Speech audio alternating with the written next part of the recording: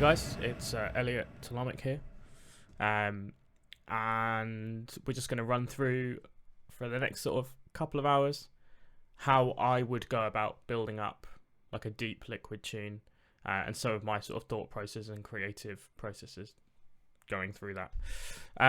So as you can see, we've got Ableton here, which is what I primarily use. Blank project other than a vocal sample. I tend to start with either like a vocal sample or a drum loop or like an atmospheric sample. Sometimes I'll write a piano progression as well, but it tends to be like a short little idea that I can then build out a framework from. And I've chosen a vocal sample today, and the reason I picked it out basically is because browsing for vocal samples is a horrible process that takes way too long. So yeah, here's the sample that we've got. I just didn't know. Pretty nice, like soulful kind of vocal. I have pitched it down a couple of semitones. And then I've got a vocal chain just down here. So there's a few little bits that I'll run through. I'll turn everything off and then we can do it one at a time. So I've got little altar boy here, which isn't touching the pitch. I've just turned the formant down slightly. I just didn't know. Gives it that kind of deeper pitch down tone without actually pitching the sample. Kilohertz chorus. I love this because it's really simple. I just didn't know. Gives that kind of Perez-y vibe to it. Arvox slamming the vocal quite heavily. I just didn't know. Just to squeeze a bit more out. Like, we don't need that dynamic, not that it's a particularly dynamic sample anyway. Pro Q3. Oh. I just didn't know. Reason for this partly is to cut off any low like rumble that we don't need. But I also use the dynamic EQ on here a lot on vocal to take out like the fundamental of the vocal. Sometimes you want that beef and that tone there in the low mids, but quite often it's just gets really muddy with some of your like lower drums like the kick and sometimes the snare, but also low mid pads and some of the tops of the basses and stuff. It just becomes a bit of a nightmare. I just didn't know. So you can see quite aggressively that low mids being cut out, and then a delay, which is doing as a delay would. I use H delay a lot. We'll kind of look through some of my other plugins later, but I either use H delay or the delay tape 201 by Arturia, which is like an RE201 tape emulation delay. I just didn't know. And you can see if I switch the automation on that I've automated that at the end just to avoid any like muddiness in the vocal where you've got the delay overlapping with the sample. Cool. I will double check, but I'm fairly sure we're in G minor. A little trick is that I will switch I'll put auto tune on it, turn it really, really tight, and if it doesn't sound really weird, then we're probably right. I just didn't know. Yeah, that's fine. There's a little like bit at the start, but that's all right. Cool. So the next thing we want to do is find probably like a pad sample or something. There's a few places that I go to for those, but this Tokyo Soundscapes pack is one that I've used loads, to the point that actually scrolling through it, I'll probably find a bunch of stuff I've used before.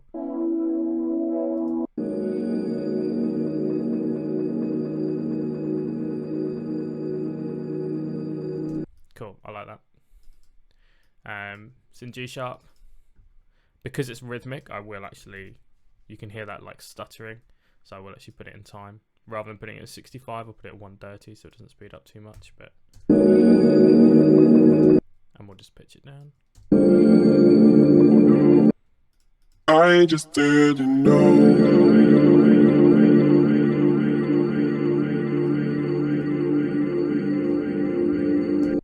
Cool, and then I just didn't know.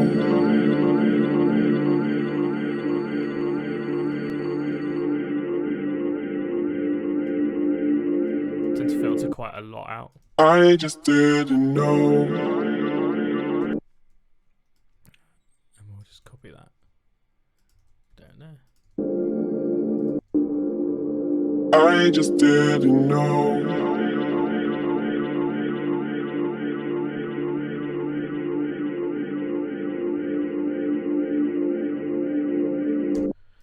Cool. And then once I've got that, we'll layer this up a little bit later. But I've got let's use Serum, and we'll just start putting in a sort of basic bass line underneath it. I'm quite keen to sort of move on and get as much of the creative stuff out, and then we'll come back and fix technical later. It's not traditionally how I'd work, but I tend to get quite bogged down in like spending ages EQing stuff and all that as I'm going, and it's just a bit pointless for you guys to watch, because I don't think it's a very good creative process. Cool. So quick talk through what I've done.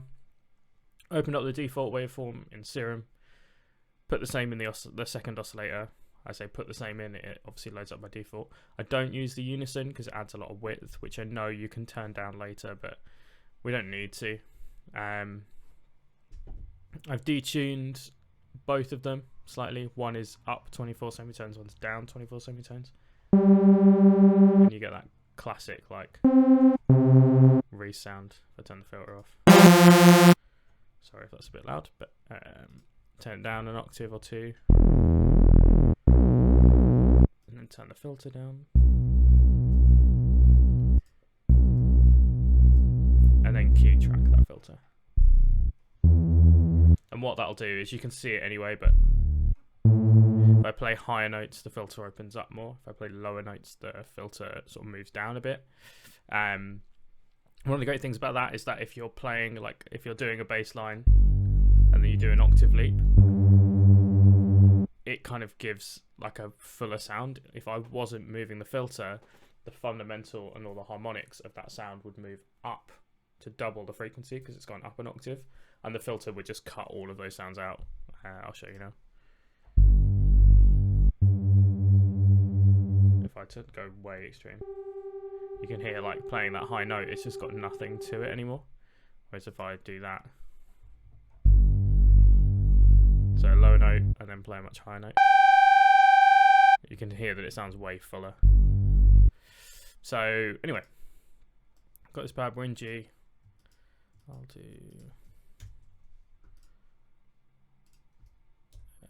let's try.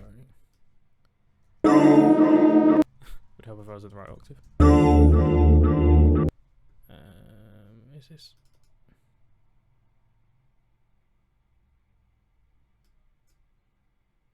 You know what? I'm gonna scrap that pad. Let's find a pad that fits a little bit better. So I'll pick these because I know they're really well key labeled.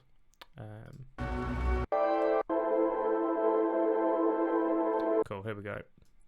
This is a Virtual Riot sample pack that he put out years and years ago, and I picked it up when it came out, and I have pretty much used it exclusively since. So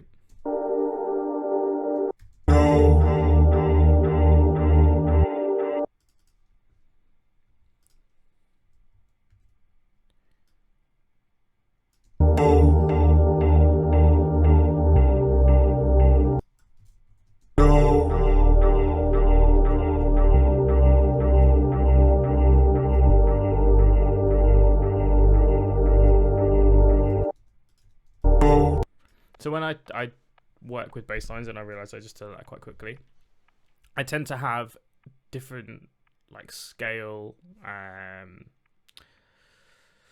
different notes in my head that are fitting in the scale. I'm just completely having a mind blank on how you refer to it now, but I know that I'm in G, and I know that D sharp is the 6 of G. So if I was to go from G, you've got G is 1 in the scale, A is 2, B flat is 3, C is 4, D is 5, D sharp is 6, and F is 7, and then you're back up to G again.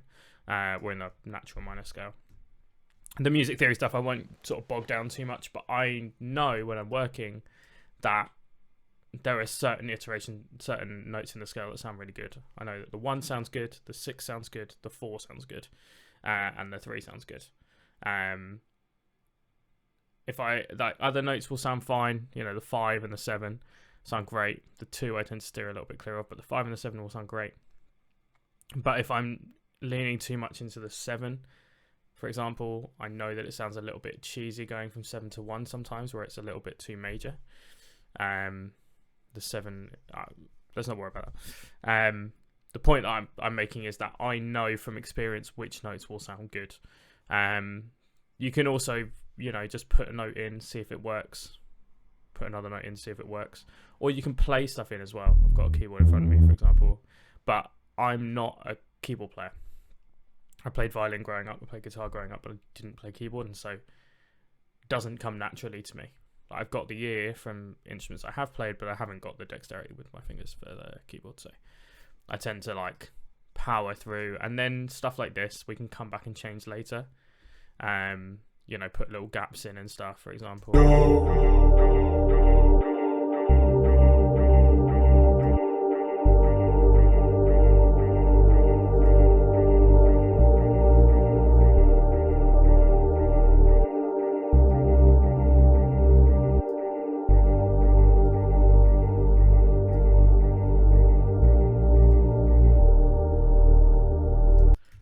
Yeah, so you get the idea. Turn that, delete all of this automation stuff. Cool. So we've got like a rough bass line. I'll name that Reese. We'll tweak this later because you can see, if I go here, you can see the volumes dropping up and down, which is not what we want, but we'll fix that a little bit later on.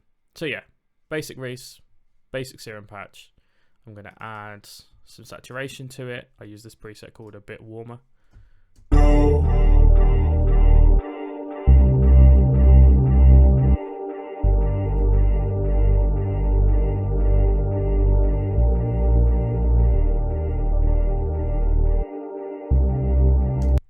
Cool.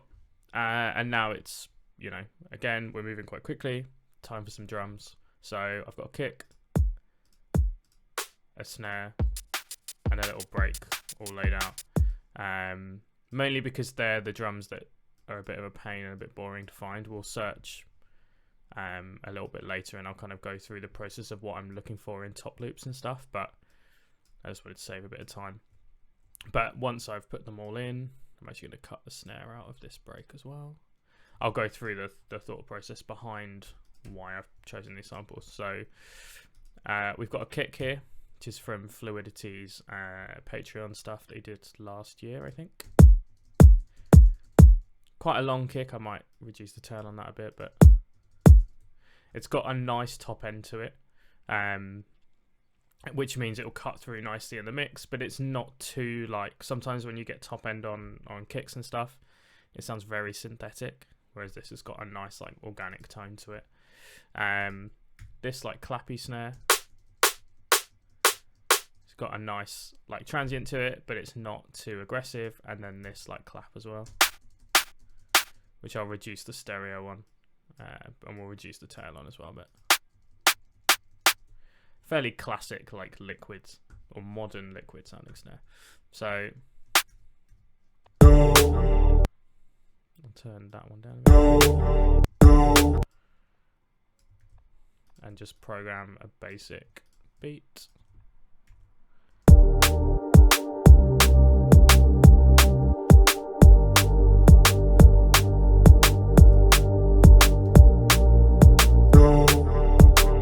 And I'll just group those together, call that drums.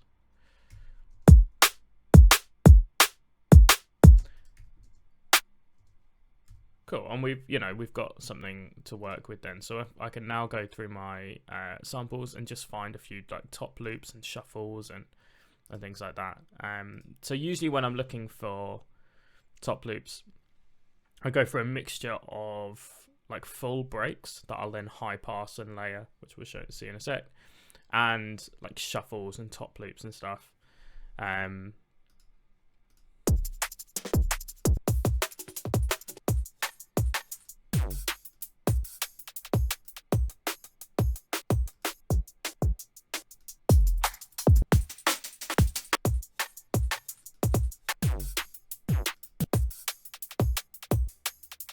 So we'll take this for example, and I will cut out the shuffle just from that. We don't need the kick and snare, and just want those little shuffly hats.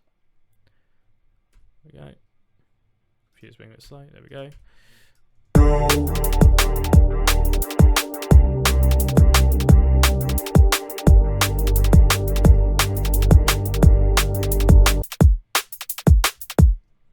Yeah, I tend to, as I said, tends to be a mixture of whether I'll use the full break or not. But we've got quite a nice sounding kick and snare, so I'm not going to need a load of like really fat full breaks layered over the top of these drums. What else do we have in here?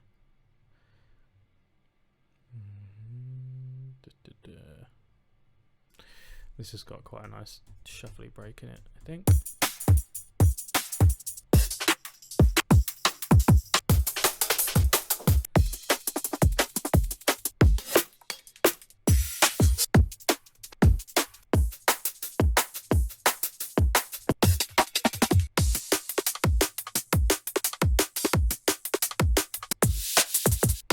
Quite like the shuffle in this. I was actually thinking of the shuffle in this one, but I think we'll go with this one. It's one of the key things with layering liquid drums as well, is that you want a nice like shuffle. You want the tune to roll properly. If you just have like a couple of straight hats and stuff, it tends to be a bit boring. That one's got the nice open hat in it as well. We'll need to high pass this a bit later on, but we'll worry about that when it comes to it. Let's find a hat as well.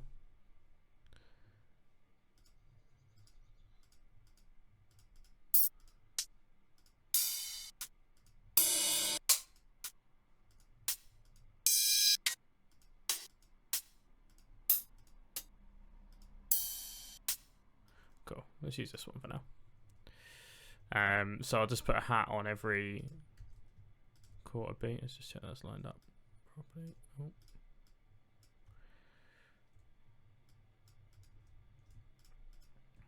For God's sake, my clicking's all over the place. There we go. Just so we've got like something sort of anchoring it down a little bit.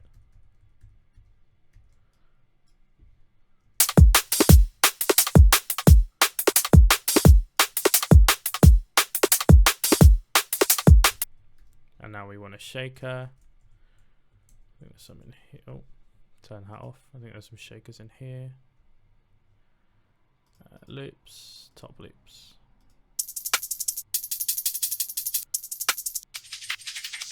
Yeah, that's quite a nice one.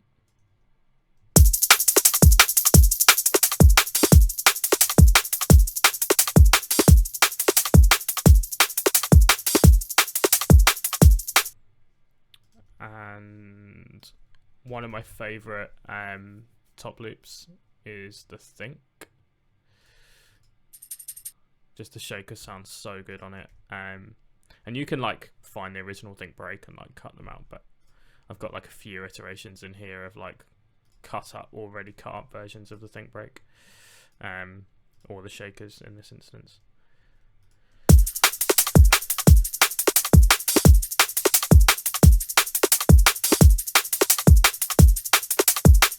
Cool, so that will do for now.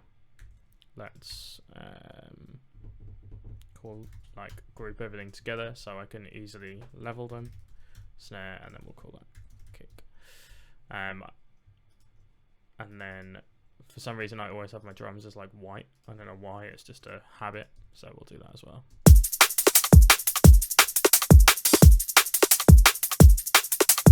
And the advantage of grouping everything together like I have done is that, as you can see, for example, I wanted to bring the top loops down rather than dealing with all the individual volumes, which we still have access to if I need to.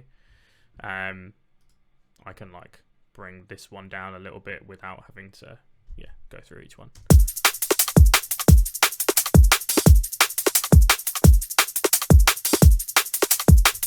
And what I might do is try, give it a second to load. There we go. There's a Kilohertz transient shaper here that I use quite a lot.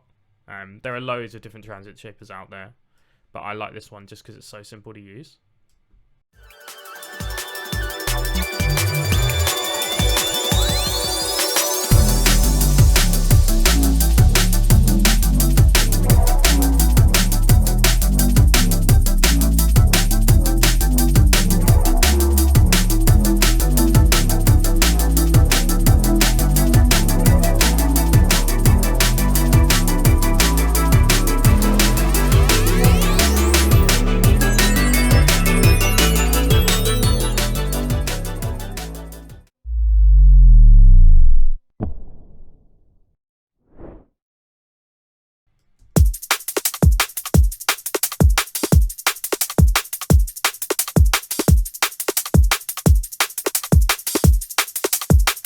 So that's without, and then with. Just makes everything a little bit like tighter. Cool. And then again, like we won't get too bogged down in processing, but I have this send, which is like a drum reverb. So I've got a Valhalla room with a really short decay time. And then Pro Q3, just taking out low end and high end, so you don't have like rumble in your drum reverb, or too much like shine in the top end. And I tend to dial that in. If I solo it, you'll actually hear why I use it. It kind of sounds like it's putting the drums in a small room. But you put that in context and it just gives so much life to the drums.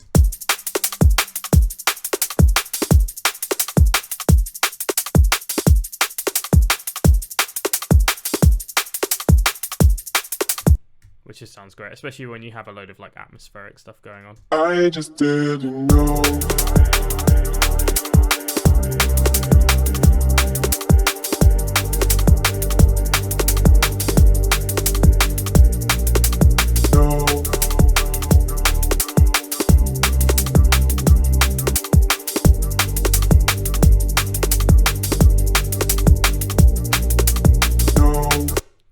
So you get the idea, we've got like a fairly good vibe rolling at the moment. Just for some like bus drum processing. So I'm not processing any of the individual drums yet. We'll come back and do that if we've got a bit of time, but just to some bus processing, as I said, I run the drums in solo. Bit of glue compressor. Not doing too much, but kind of bringing down some of those louder hits. And then I use K-Clip 3. They recently changed the UI for this, and I don't like it at all, but the plugin sounds great, so you got to deal with it.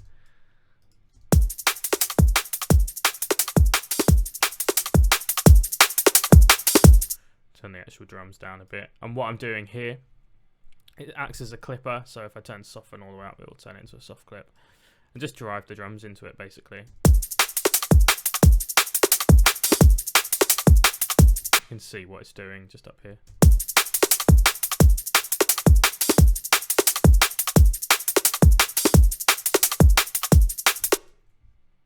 And then Pro L2 just to catch anything. Drive that a little bit.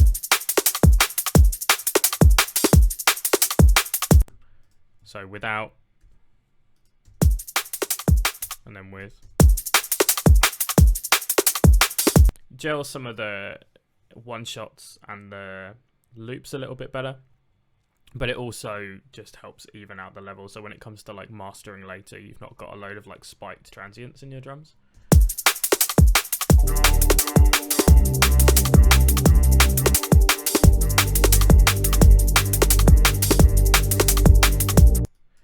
And I'm just gonna sidechain this Reese quickly. So the reason we're obviously sidechaining is to make room for the kick.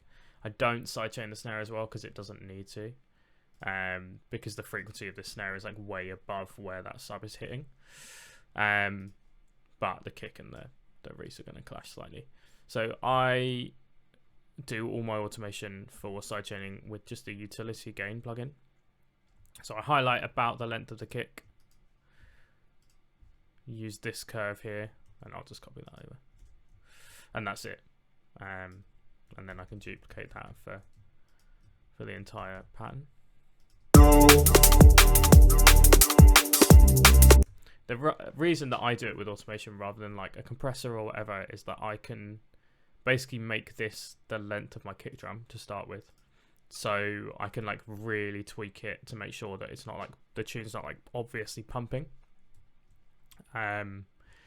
Although again, if I wanted to do that, I can do that, and I'll look at doing that actually on the pad. It might work. But yeah, I can like visually see it. Basically, it gives me way more customization than I would ever get from a compressor. Like I can visually see when it's ducking down to 0, when it's coming, or when it's ducking down to infinite 0, when it's coming back up. How it comes back up with the curve, like you can adjust that. So yeah, that's basically it. I could never quite get compression, sidechain compression right otherwise. But as another sort of example, if I do it on the pad, we can do it a bit longer, for example. So if I do it when the kick hits, I can kind of deliberately make it pump.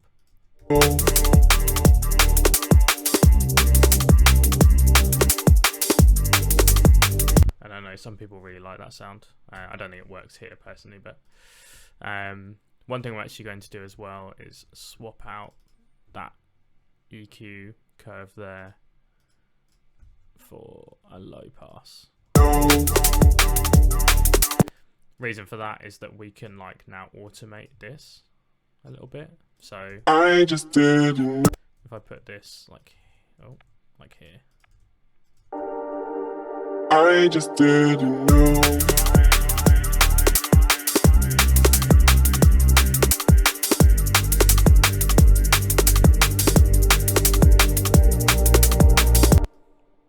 we can like create these like phrases and stuff.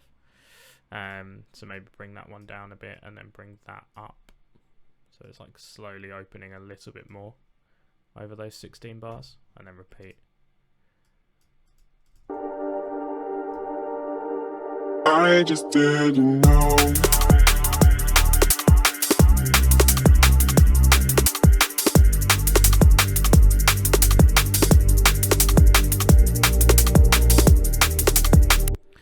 I turned up this first send here.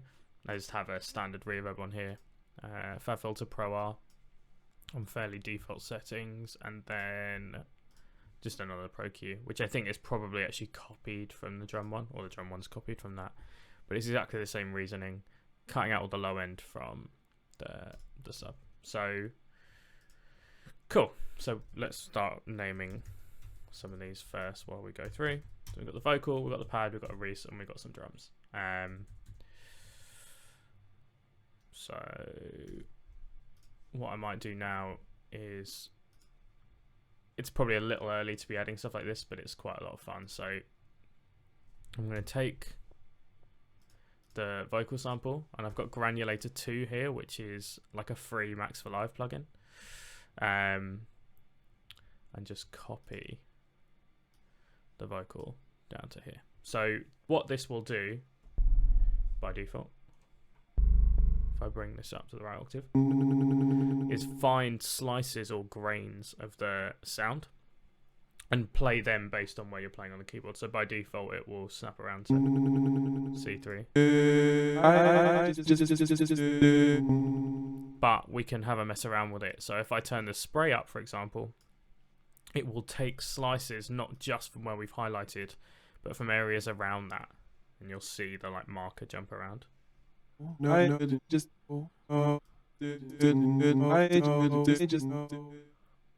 that down a bit. The grain here is like the size of the chunk, so I can make it really fine or really long. I just didn't know.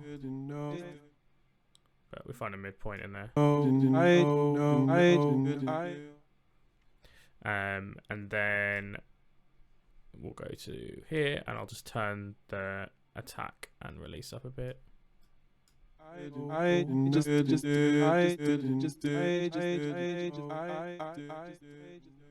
I'll turn the voices down to 1. We're only playing one note anyway, but and now we can copy a lot of these effects over. I won't copy the delay just yet, but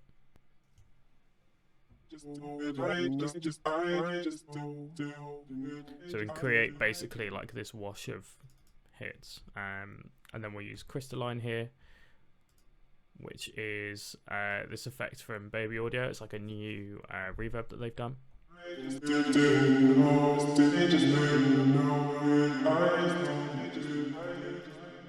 And I just like the sound of it.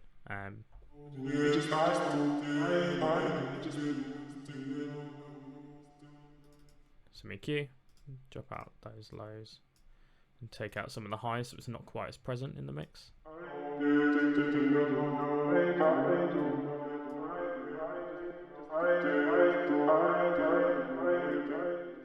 turn that down, and then I tend to try and put it like where the vocal comes in. So you've got the normal delay running over the top, and then you've got this like weird chopped thing underneath it. I just didn't know.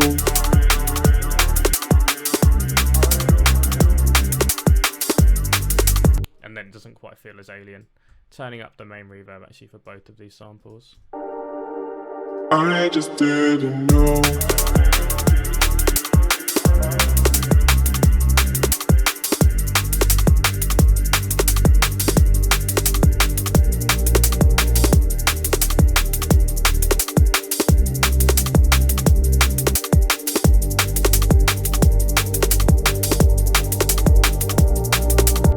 Find some more pad samples. Go in here. Oh, samples. Here we go. And let's try that Tokyo Soundscapes pack again.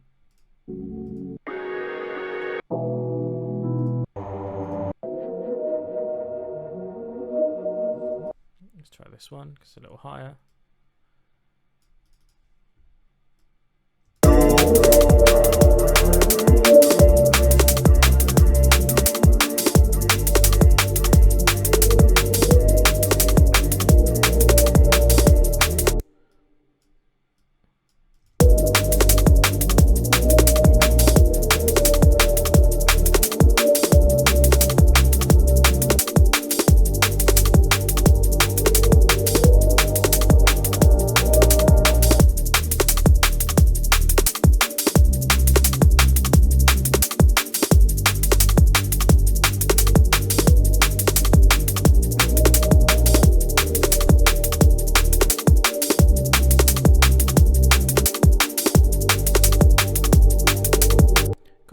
So we've got something going there, and I've just copied over the filtering and stuff for now.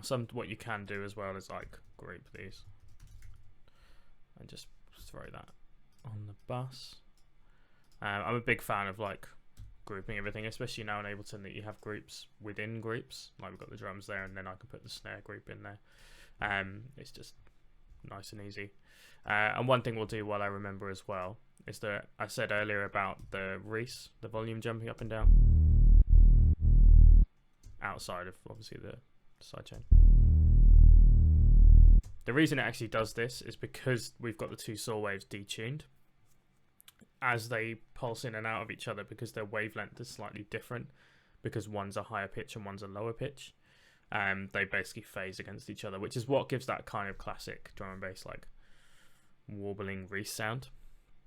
But it also means we've got fluctuations in volume. So copy the pattern over, turn the side chain. In fact, let's do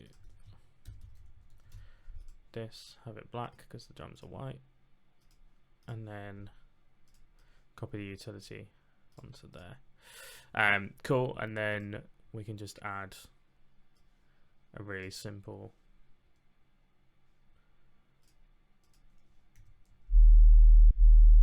like straight sub, and then we just need to high pass this one obviously to make sure that there's room underneath.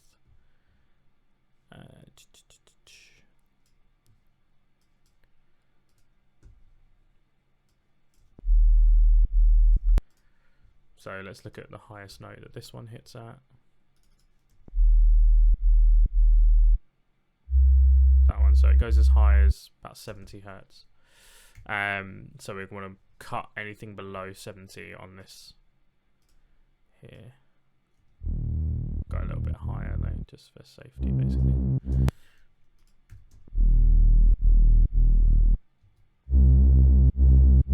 And I also sometimes saturate that sub as well, just to give it a little bit more presence than what it has. Like obviously as a sine wave, you can see it's just the one, other than any sort of aliasing going on up there. But if I move that over now, you can see that it gives it a couple of harmonics. Just gels it, makes it feel a bit fatter, and fits the two together as well. Makes the sub feel less like isolated in the mix. Cool, so now we've got, just as a recap, we've got a vocal sample that we started with. We've got our Granulator vocal effects plugin, and you can use this for loads of stuff. Like I've put pads and all sorts in here before. Obviously the processing will be different depending on what you're doing, but the actual like way that I've used Granulator by like taking random splices of the sample is going to be the same, regardless of whether I'm using it for vocal or pads, or you know, you could take pianos and arps and stuff as well. Then we've got our atmospheres. There we go. Our bass is here with our top Reese, which we started with, which is just 2C detuned saw waves, and the sub, and then we've got our drums as well.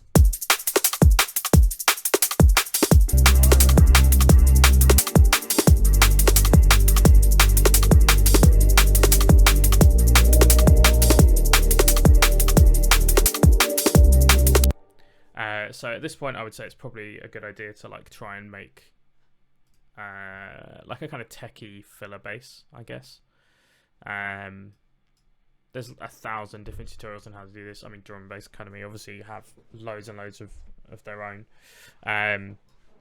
but my way of doing it I'll run through very quickly. And again, this changes all the time. Like a year ago I wasn't doing it this way, I was doing it a different way. I don't think it matters as long as it sounds good at the end.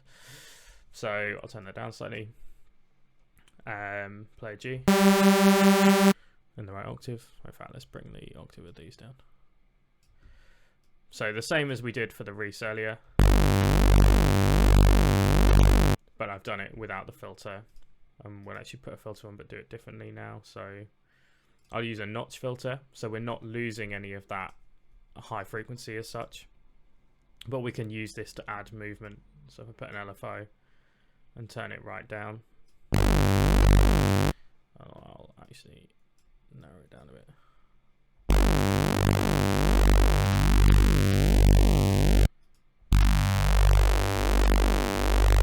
Bit of drive.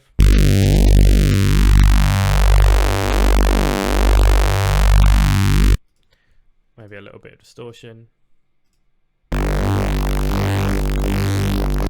A lot of distortion.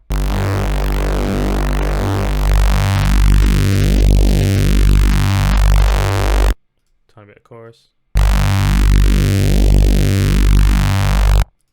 And that'll do for now. What we're actually going to do is take this and like resample it.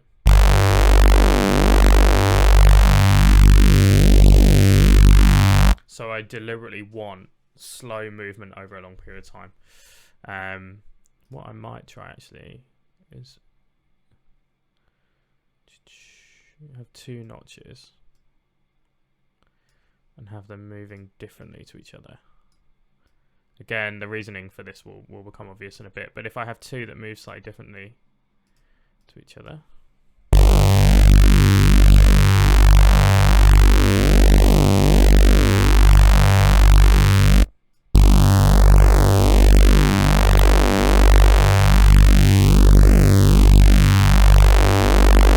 it means it's kind of slightly different as it goes on. And then we'll add a third one here.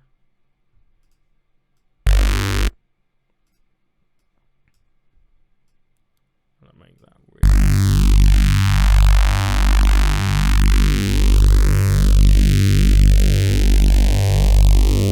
Cool, you get the idea. And let's do quite a long audio file, or sorry, a long MIDI clip.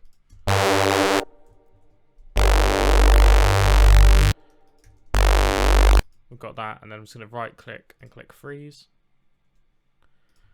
Create a new audio track. Rather than flattening that, if I want to go back to it, I'll just create a new audio track and drag it down, and then just mute that for now. And we've got the audio file, which you didn't need to do that, but simpler. And then drag it in. I think you can. I think I was being silly. I think you can actually drag it straight from there. Oh, you can't. Okay, fair enough. Then I wasn't. Anyway, turn the voices down to 1. I'm deliberately using simpler rather than sampler. And the reason will come obvious. Basically, is that things like automating the start point of the sample. So you remember I was talking about how we want it changing very slowly over time.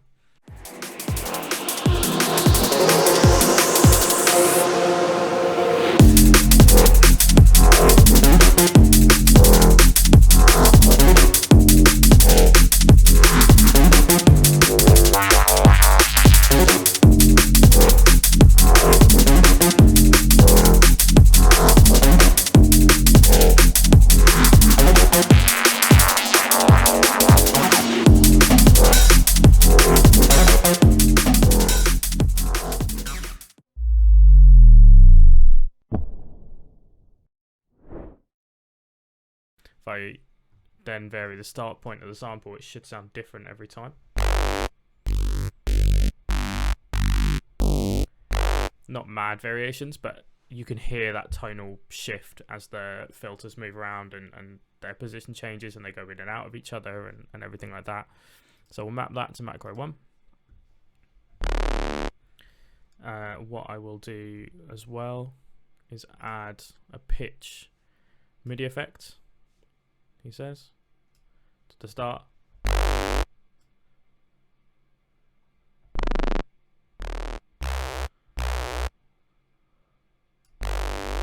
That means that when I play, I'm going to turn the volume up a bit. When I play a G, it's now mapped to a G. And you can do that in here, in the controls, you've got to transpose. But we're actually going to map that to macro 2. And the reason is now if I play a note,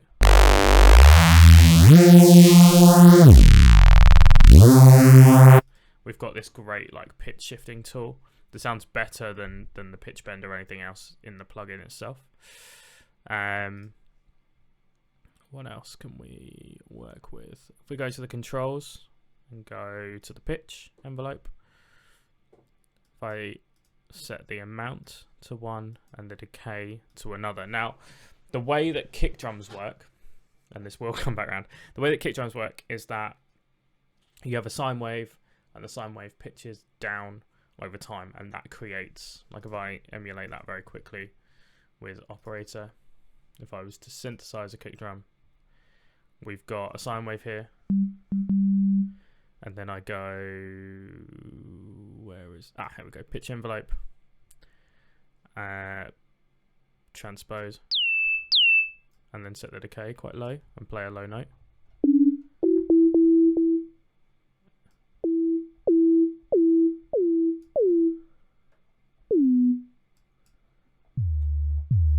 And make the decay a bit shorter. You can hear that kick tone come through now.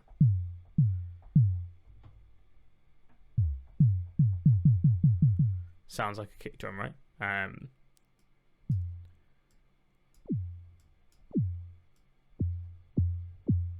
you go, you can really hear it there. Turn the volume up. And so what we can do by taking this sample, coming back to it, is that if I emulate a sharp decay in the pitch over a short period of time, then you can create this like kick at the start of your bass hit. So put that back on and put it back up to where it should be, and then set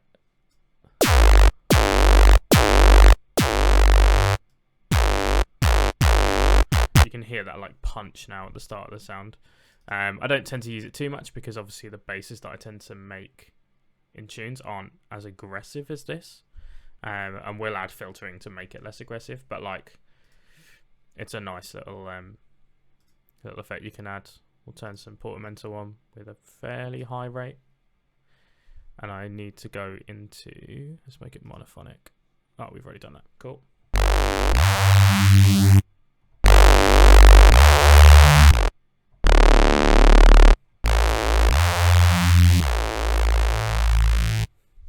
Cool. So what we want to do now is just create a few little fills, and then I'll go through and add filtering afterwards. So it'll sound quite sort of aggressive to start with. What note is that? Let's see. But obviously bear with, and we'll make it a little bit more tame as we go in.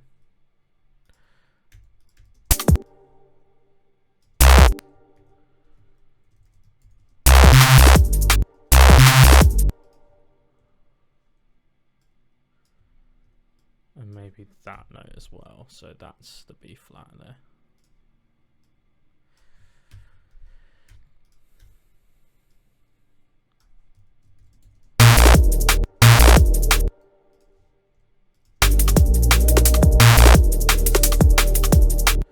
Cool, so we'll put those in.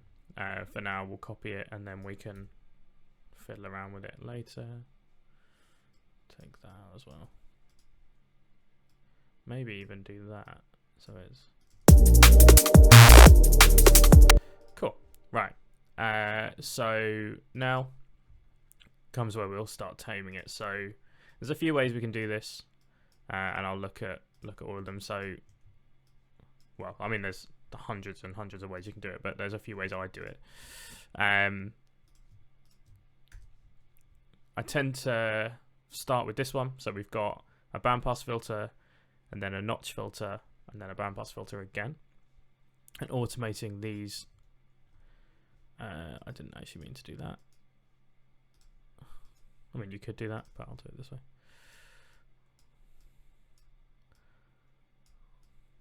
So try and sort of create some movement in this, and we'll come back and tidy this later. But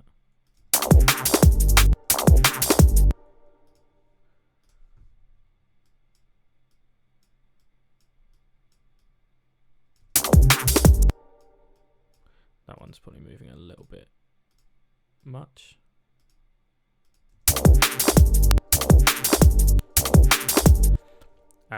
So once we've done that, put a classic OTT at the end.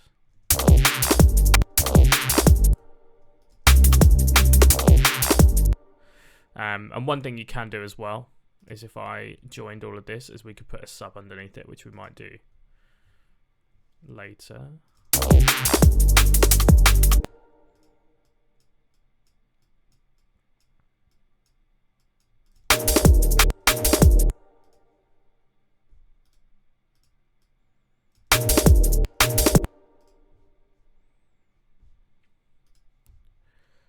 Stupidly click the wrong buttons, and now I've got one mapped and one not, but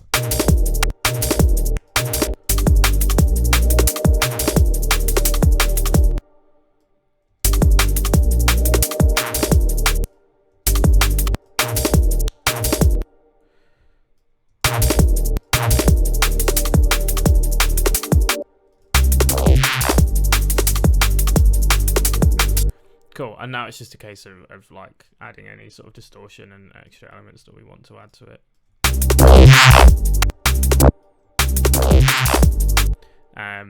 So yeah, that's one sort of layer of filtering that I tend to do.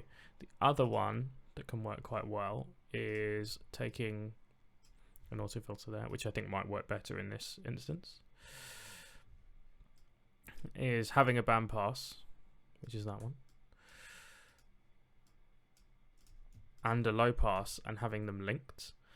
So if I map both of these to macro 1 and then click map here, we can then edit where their cutoffs are. So let me name that BPNLP so I can see on here which one's which. Have the bandpass go to there, and maybe that's a low pass a little bit higher. And what that means now is that if I have my bandpass and then my low pass just slightly above it, it makes that top. So we've still got the full frequency range of the wider bandpass, but the higher frequencies have a much sharper cutoff than the lower frequencies. And we've got them mapped to a macro, so I can do that.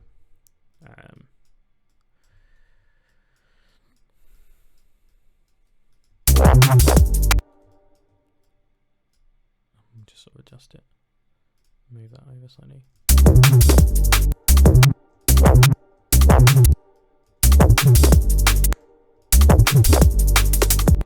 And we've still got that OTT at the end, we could even turn that off.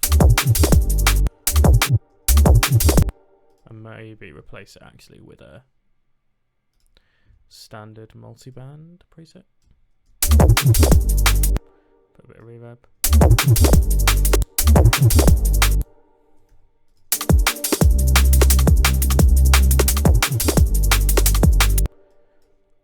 And we can like adjust these for ages to get the frequencies right.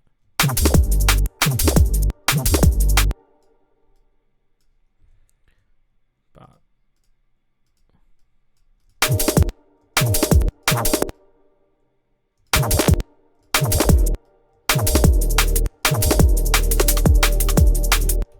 I'll just copy those for now.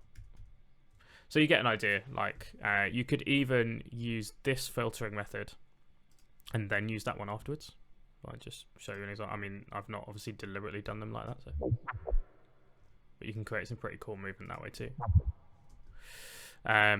Or do one, bounce it out to audio so you can really see where the sound is accentuated, sorry, and then use the other one. Yeah, there's loads of ways to do it.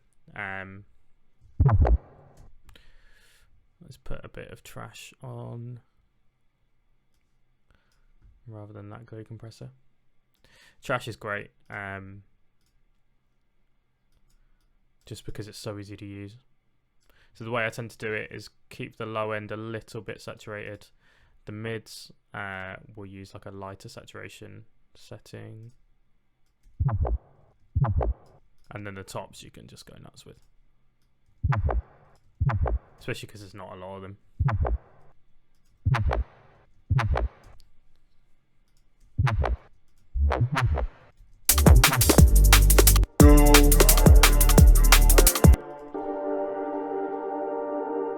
I just didn't know.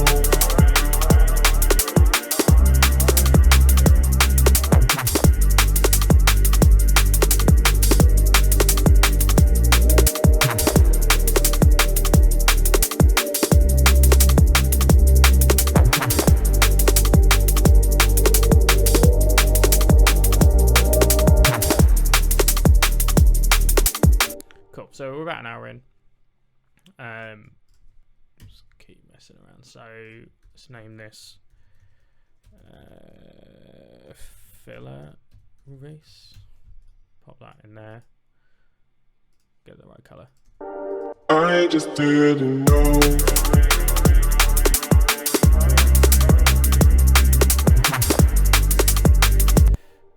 And now we've got the sidechain on those as well, just so they'll fit better. And while we're actually on that topic, just to create a bit of variation, we'll start cutting out some of the drums.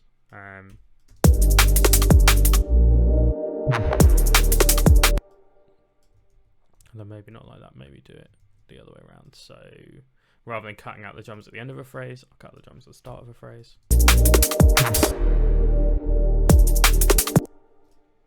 Maybe there. And obviously, if we're doing that, we don't want it sidechaining as a kick, because it sounds weird. He says leaving the sidechain on. There we go.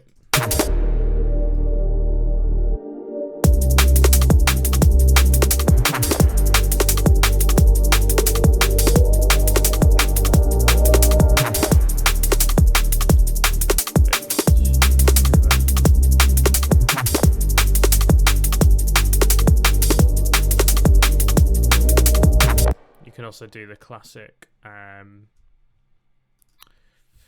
I take a high pass, I'll put this just before royalty, and then a reverb as well.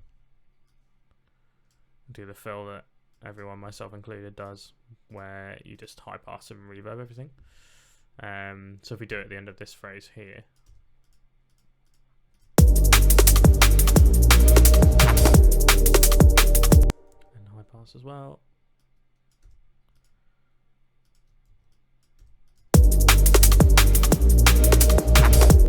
And apply that to the basses too.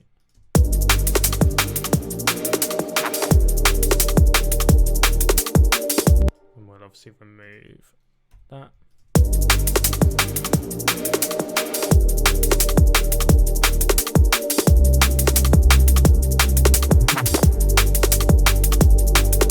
There's that.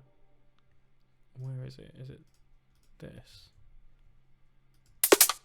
Yeah, okay, so there's like a sharp, like a weird hi-hat ride thing that comes in there. I'm just gonna go transient and just shorten that. And what this does is like really tightens the decay on the hits. Probably a little bit much, but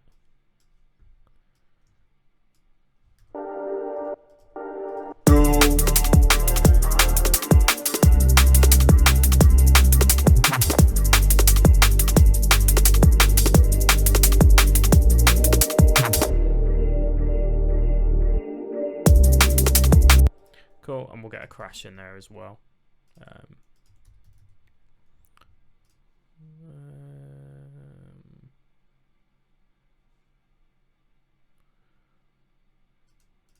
There's got to be loads in here.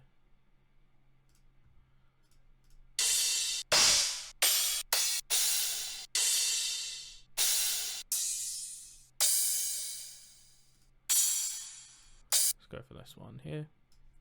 Bring that down.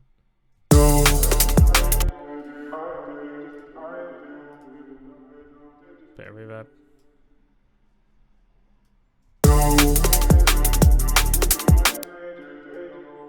I just didn't know.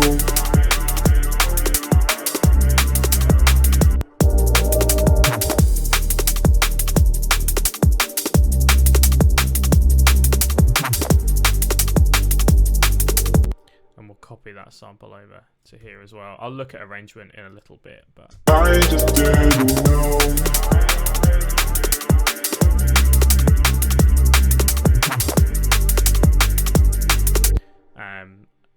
so let's actually do that now. So a lot of people use markers and stuff. I don't like the way that markers look. That sounds really stupid, but so I tend to do like blank MIDI clips.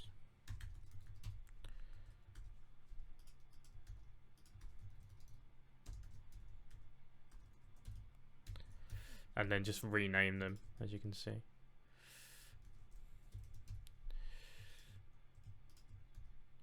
And then if I do that, then I've got like the outline for the tune then, and I can close that, call it. And I can see where all of my like individual sections are. So for example, I know that that's there. And we've got drop A, I can see that drop B is here. What you actually probably wouldn't want to do. That's all fine. Just have that cut out that early, so we'll probably do it there instead. I just didn't know. Just because you don't want to lose the energy in the drums like 16 bars or 8 bars after it's kicked in. I just didn't know.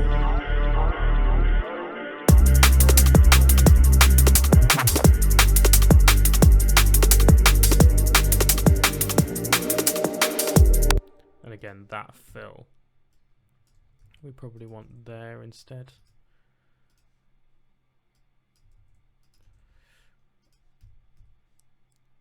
See, this is one of the advantages of doing it like this as well, is like we're making dance music, right? So you're making it for DJs, and so structure matters. You can always like sort of do a statement and break out of that, but if we're just doing like a roller that ends up having a really weird structure and is all over the place, it won't feel right in a set. So having this laid out, while some people are like, oh, you're following a formula or whatever, it just makes it so much easier to write. It's like contextualizes where we are in the track. So if I'm making decisions based on whether I should be cutting an instrument out or putting it in or whatever, I've got those context clues. Sorry, not context clues. I've got those like structural guidelines laid out for me when I'm then writing. So yeah. I just didn't know.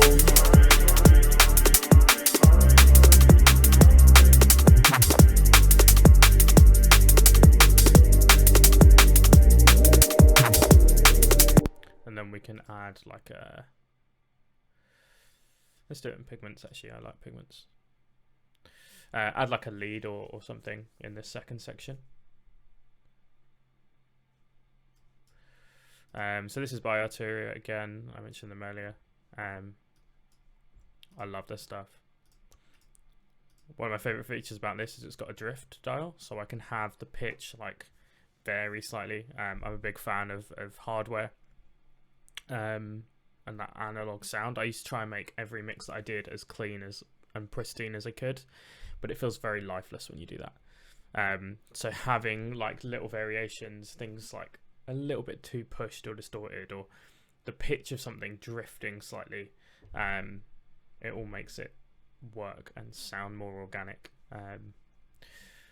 So yeah, I want to make like a plucky lead, so I'll bring the filter right down and map envelope 2 to the filter. Add a bit more attack.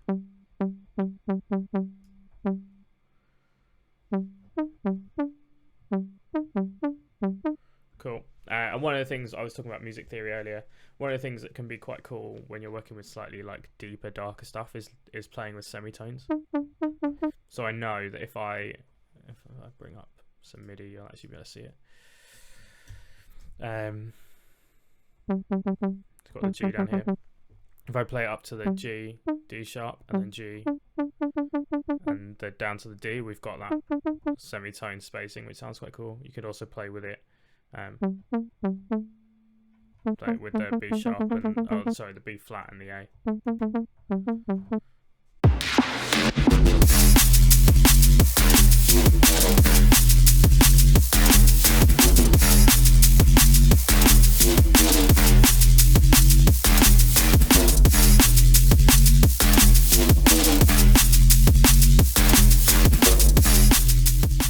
B sharp's not really a note. Bit of keyboard variation to it, so it follows that tracking. Put that up a bit, and I might make it 12 instead. Bring it down. And where this really shines, I think, is the effects. So if I clear these out first, add some distortion. We can get away with driving it quite a lot, because what I'll do is add another filter later on. Going back, actually, we've got a bit of unison.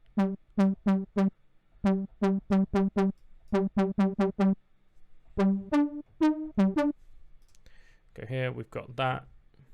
We'll do some OTT. It's not technically OTT, but and a bit of chorus. With basses and things like that, I tend to worry a little bit more about adding too much chorus or detune or not detune, but like unison and things like that. For the higher leads, go nuts, doesn't matter. Second set of effects, and you can see by the way this is set up, is that it goes from effects 1 into effects 2, so it's like a serial chain. You can change it. I can't remember where now, but you are able to change it so that the flow of effects is different. Oh, here we go. Yeah, you can change the way it's routed. So another filter, and I can just obviously map the same envelope.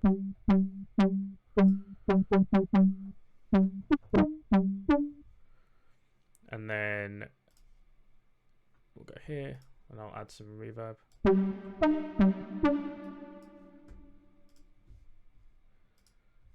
A bit of EQ to get rid of that low end.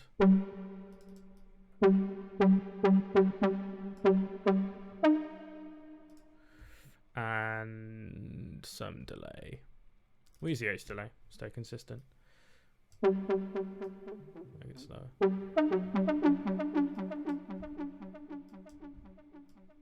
Turn the feedback up a bit.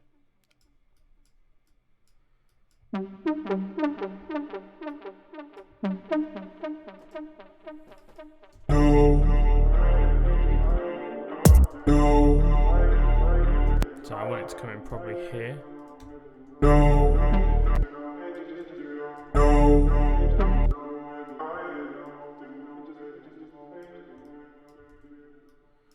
Yeah, I don't know if this is right though.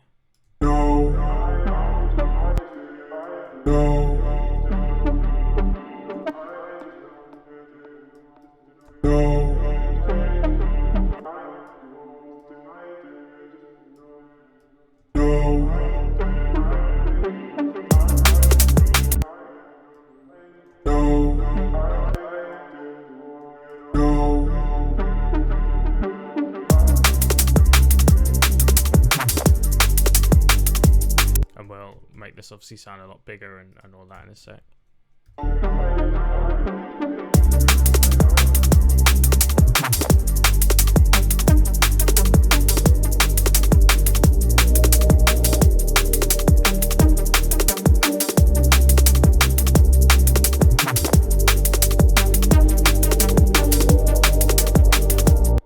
As well, if we take an LFO and map that very slowly to there and make it really slow. So which LFO I put in? LFO 1.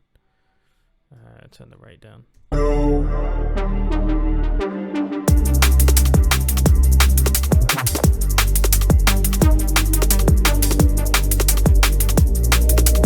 Turn the reverb a bit.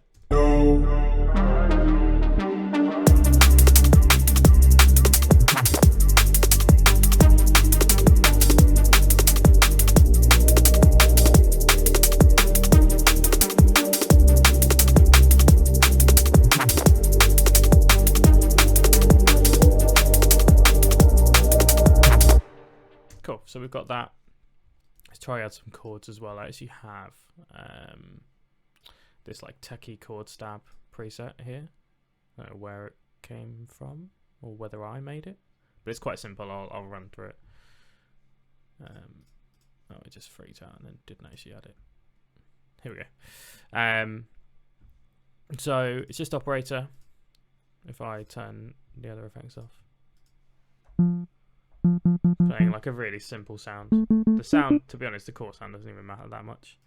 Bit of saturation, a lot of saturation. Some reverb. Some delay. And then a filter. Okay, it's quite a nice tone. And we can then put some little like plucked chords in here to follow the bass line. So we're adding a lot of those like musical elements for this B section here, and then we can play, once we've built up a bunch of elements, we can play with dropping stuff out.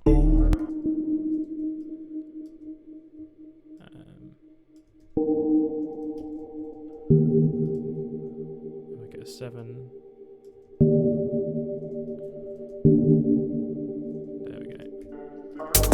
I just didn't know.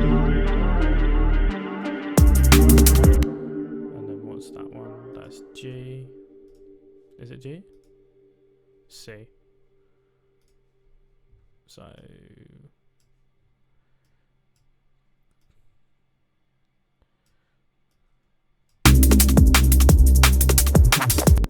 and then is that doesn't quite, aha, that's why.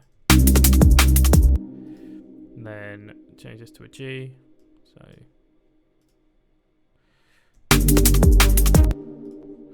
and then this last one,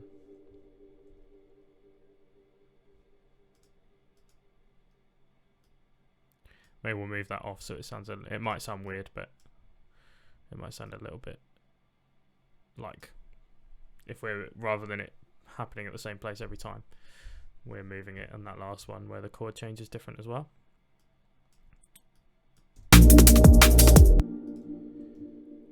And we'll obviously have to EQ out the low end of this as well, but I just didn't know.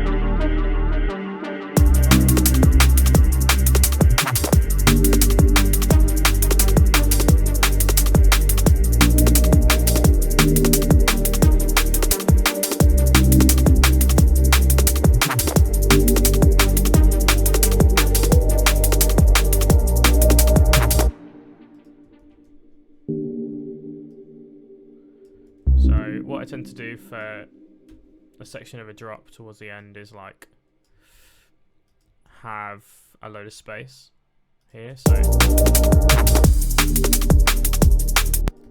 take the filter automation off for this part and just have it go up right at the end.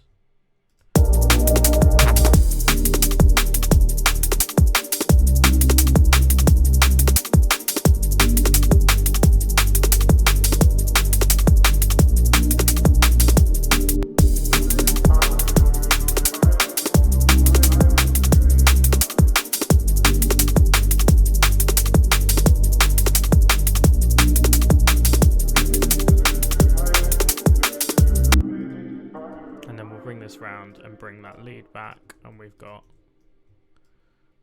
all these elements. I just didn't know.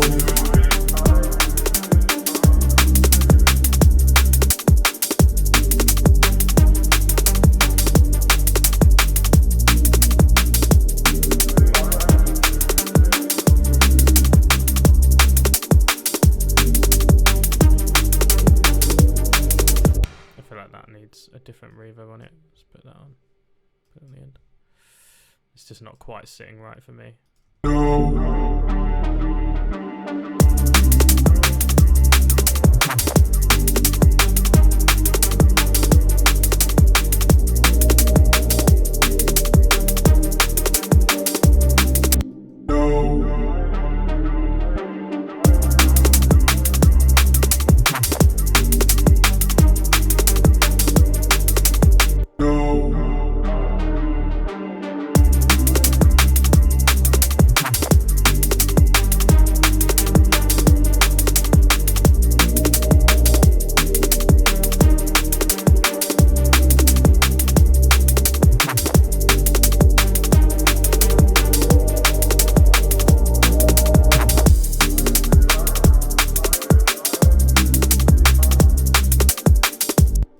So we've got this.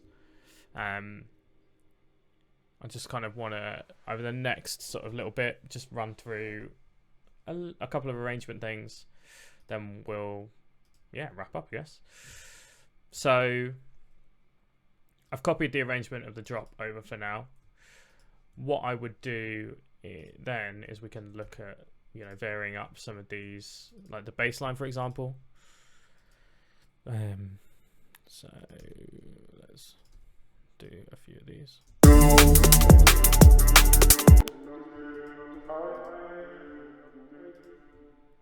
I just didn't know. No, I was going to cut it up, but actually I don't think that'll work. I just didn't know. Maybe a fill in that bit there.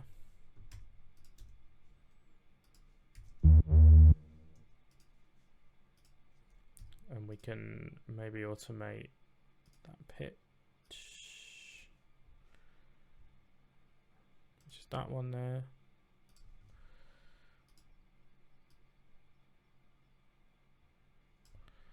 We go up towards the start.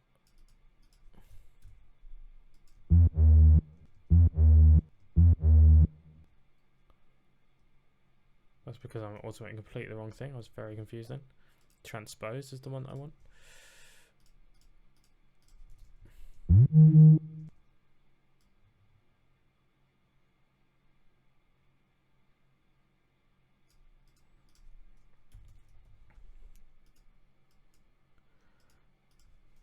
Do that one there, so it's there we go, and then we can look at some of these filters as well.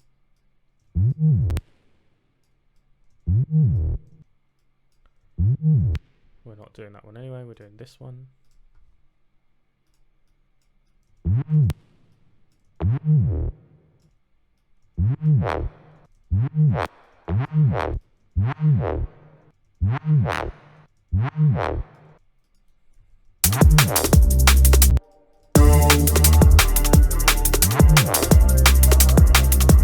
And then we could go through and sort of edit all these as well. I'll do a couple of them, but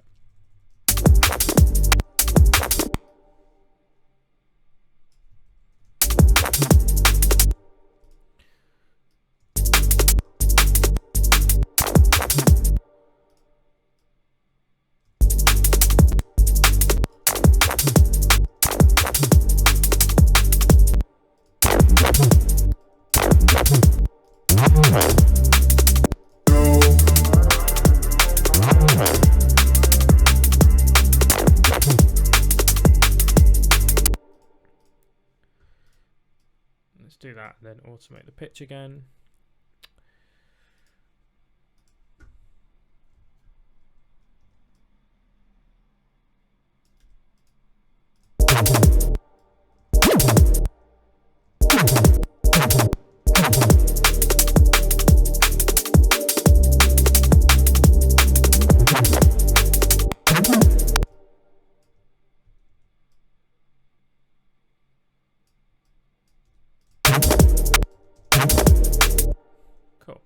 then that we'll want to set to 0. And then I can go through and actually just copy those for now. Yeah, if you were doing this as a more like fleshed out project, what I would do is probably subtly change each of these like fills. But yeah, we're not doing that today, so I just didn't know.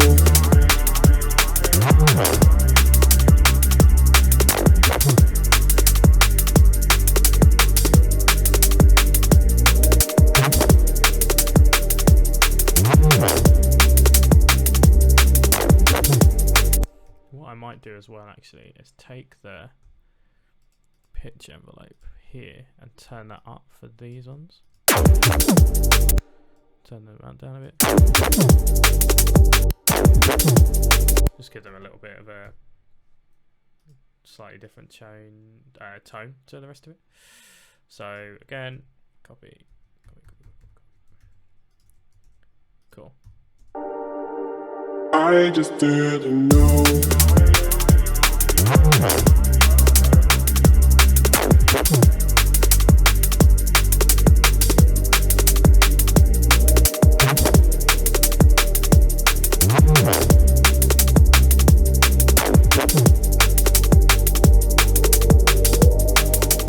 I just didn't know.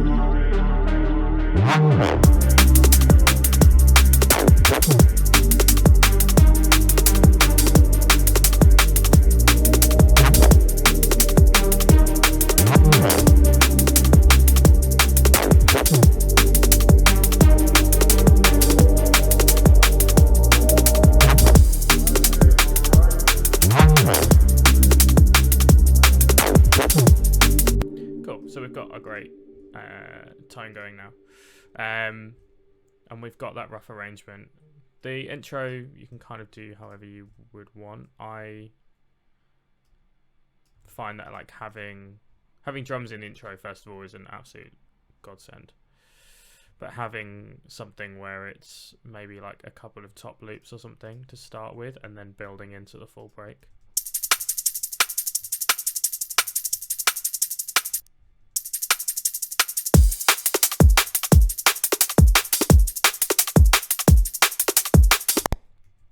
Put the atmospheres back here.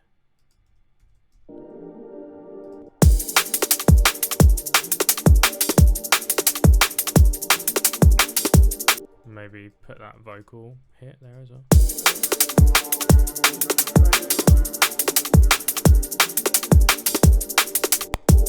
I just didn't know.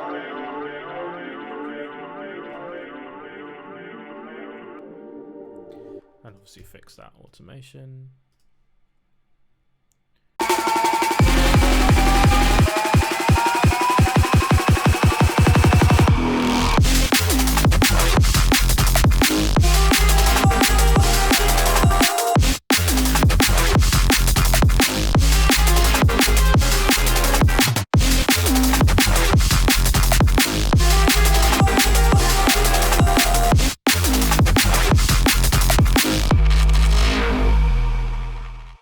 I just didn't know.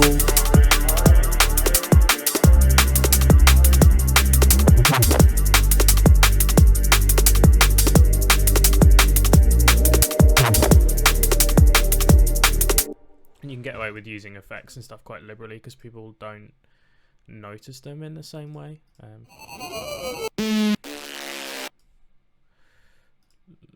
So impacts are what I tend to do first. So let's take this one and actually get rid of that pre-delay.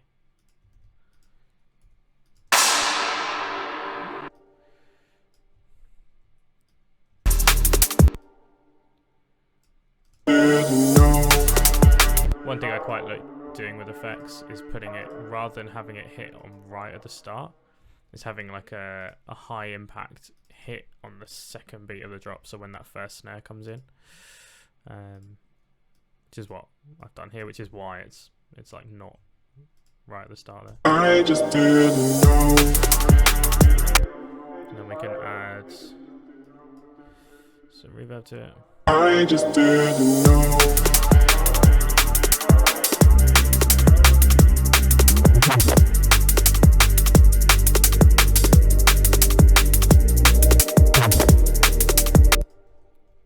find some more. And to be honest, like I'm not the Leviathan pack is slightly different because I work for Black Octopus, but for some of these others, like if I'm looking for impacts and stuff, I don't necessarily know where I'm looking. I'll just browse through. There's so many folders with so many sounds in them that it's that yeah, I don't feel like I have to be, oh, I know where this is really good impact, or I know where this is really good rise rate in my library. It makes no difference.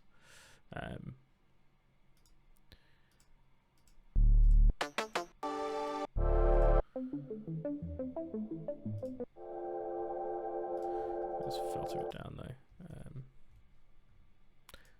slightly.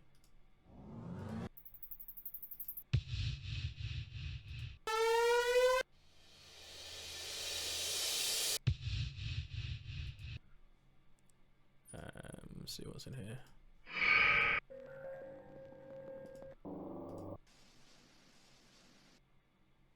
That would be like a cool little layer to put over this bit here. Not actually going to loop it on grid, so it doesn't loop the same with the tune in the background. No.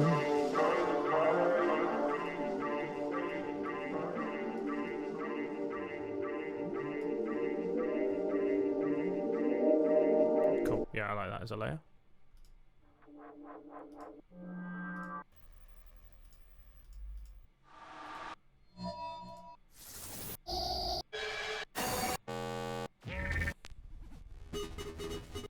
And yeah, obviously we are just browsing through samples, but you can see now why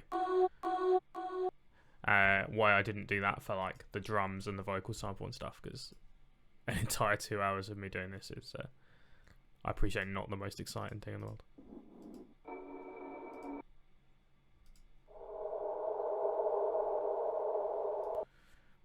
It's a nice little hit.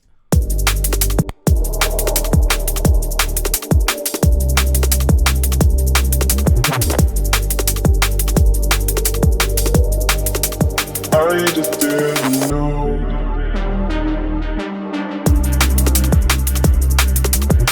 Struggling to get that pluck to sit. I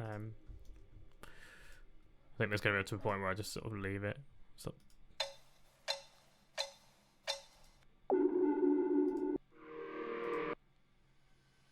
that being said, actually, what we could do is take the G hit from here. Let's double that actually. So I'm going to take the note from the pluck that is hitting the key that we're in, which is G. Add some reverb to that, like a big. In fact, let's try shimmer.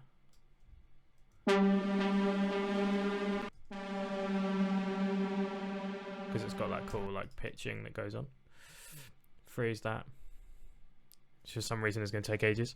And then what we can do is take this long like decaying reverb sample and flip it so it acts as like a nice tonal reverse.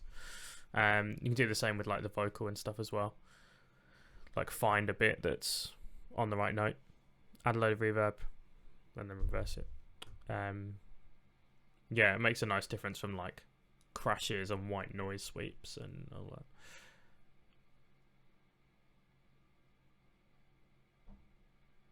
Cool. So we've got that.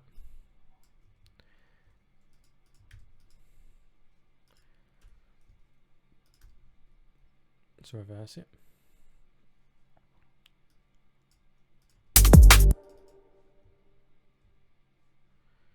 There we go.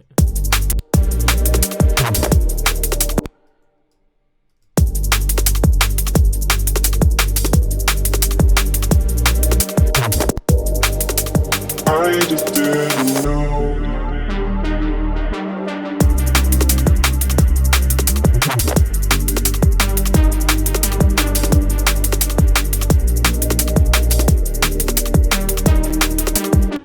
One thing we can do as well is like distort this slightly. So if I use Effect Rack by Soundtoys, the Devil Lock can be quite cool sometimes.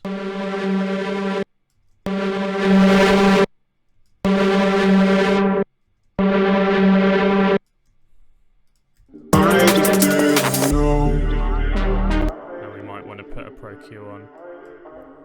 I just Yeah, and if you double click, then hold Alt and then drag down with your mouse, you can create the dynamic EQ, which is what I spoke about when we did the vocal. I just didn't know. I just didn't know. I just didn't know.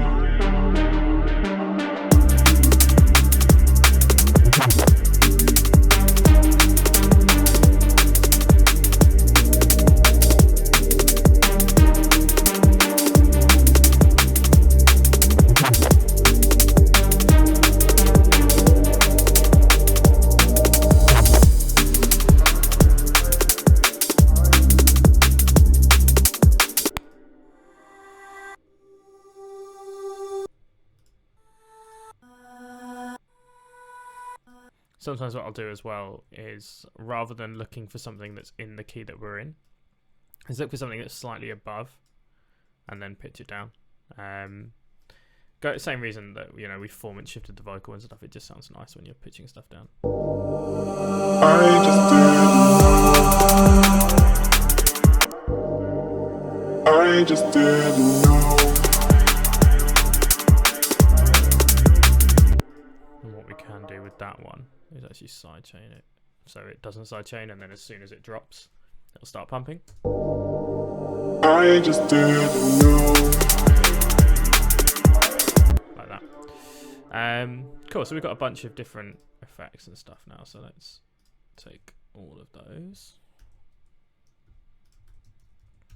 group them, don't care what color it is as such, as long as it's all the same.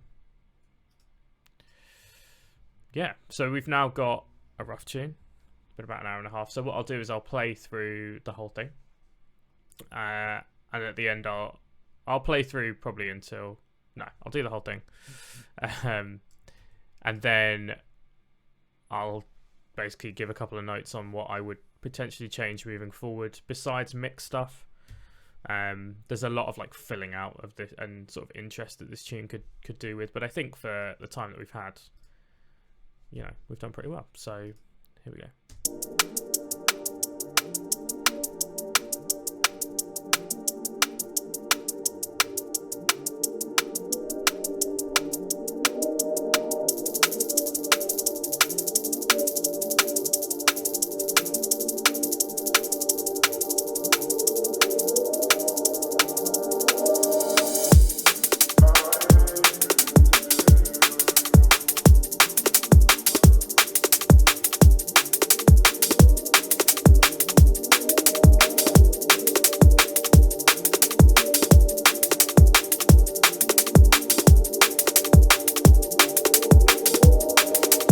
I just didn't know.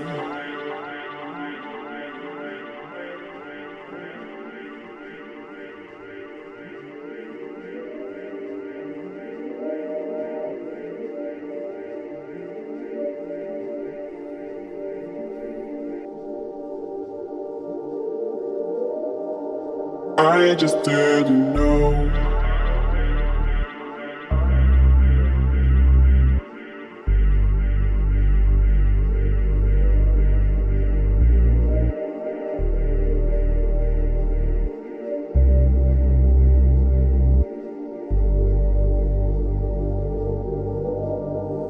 I just didn't know.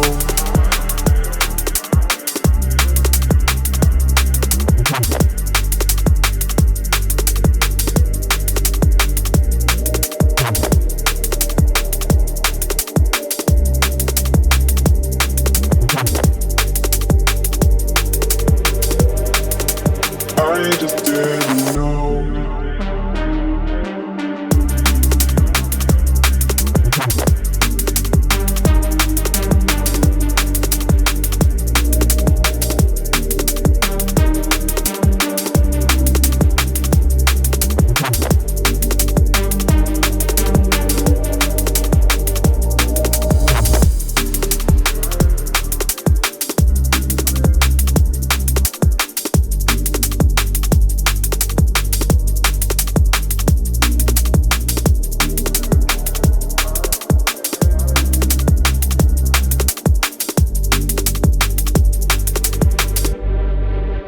I just didn't know.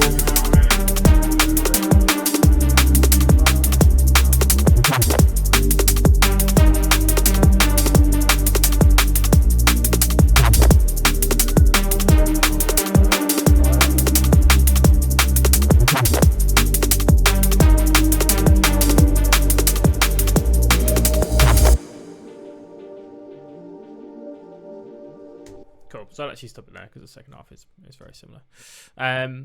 Some of the things that I noticed that I think that the tune could do with if I was moving forward, and for you guys to sort of think about, I guess, is that I think in this section here we're missing a lot of like low mid energy. If I look on span, there's like nothing going on down here at all really. And nothing up there, and I think in a club you need something.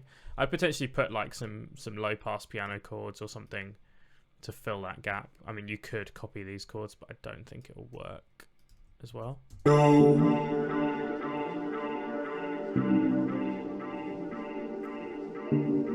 But you can see how having that melodic movement helps keep that interesting and helps fill that out.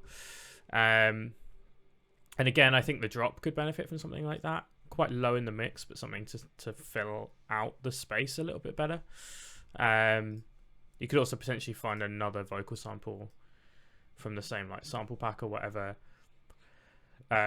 just to add some variation to that. And the basses, which we spoke about.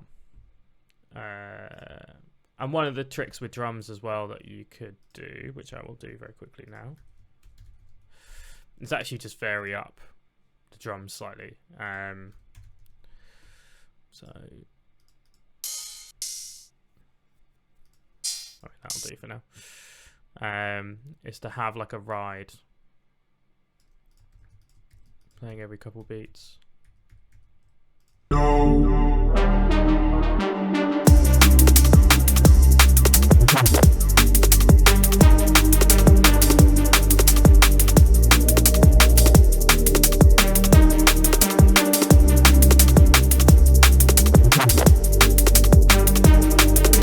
Just to add like some subtle variation to the drums, so rather than just having the same every time, you've got really quietly in the background, but just to drive it along. And a couple of little fills and stuff as well. You could get quite creative. Basically just leading into each section a bit more. And there's a bunch of like, even on here, there's a great delay preset called Glitch Delay, which can work really well. Similar premise to the auto filter and reverb thing we've got going, but so do it on this one.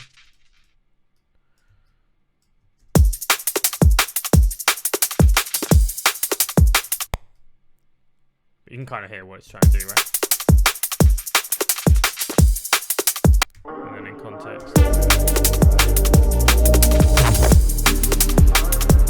just helps almost create like a bit of chaos before it then comes back in again. One thing you could do as well is, because we've got this set at the moment to spray, it's random every time. So every time this comes in, it's slightly different.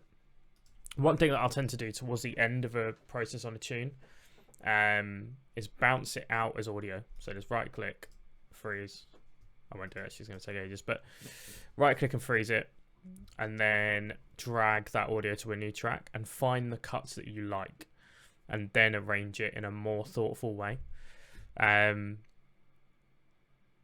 there's quite, and you can do, you know, for example, for the basses, you could almost, for these filler ones, for things like the start position, which actually we didn't modulate at all, is do something like max for live, LFO. So if I put an LFO on here, map that to the sample start,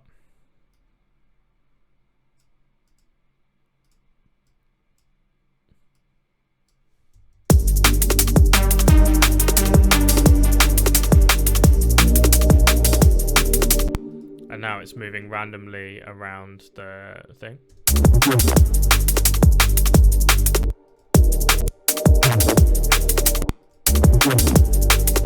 And so you've got that like variation again in tone as the tune goes through. Bit of jitter on there. So it's moving a bit more. Especially because these mid sections here in the sample have a lot more notched out with the filters. But yeah, hopefully that was helpful. Any questions or anything, either write it in the comments or just message me on Instagram or whatever. I'm happy to answer stuff. So yeah, brilliant. And I've been Telomic. Check me out on social media and all of that jazz. Catch you later.